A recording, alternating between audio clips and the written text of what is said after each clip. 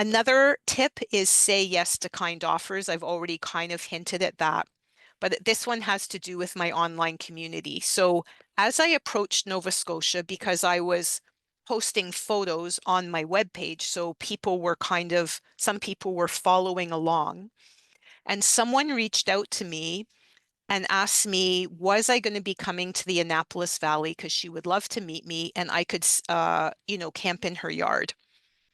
I was not planning to go to the Annapolis Valley, so I thanked her and said, at this point, I don't have plans to go there. And then my plans totally changed, which is what happens when you're on an adventure. And it turned out I wanted to go to the Annapolis Valley and to stay there for several days. So I contacted her back, and this woman, who I've never met in person, offered to put me up in her yard. Now, the only problem with that is there's a lot of trees in the Annapolis Valley, and they were too low for my van, so I couldn't actually camp in her yard. So she said, no problem. My nephew lives around the corner, and he has a big open area that it will be no problem. He'd be happy to host you.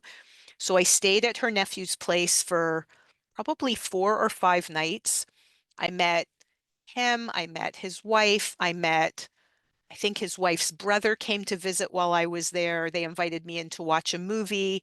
I mean, could not have been more welcoming.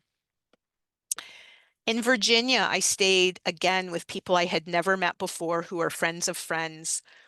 Again, super welcoming, fed me dinner every night despite my protests, even drove me to the train to get into Washington, D.C., which was my next stop.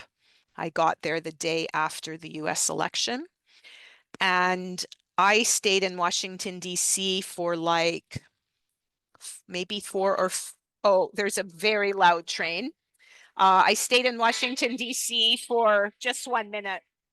I'm just going to wait for the train horn. We don't hear it, but that's all okay.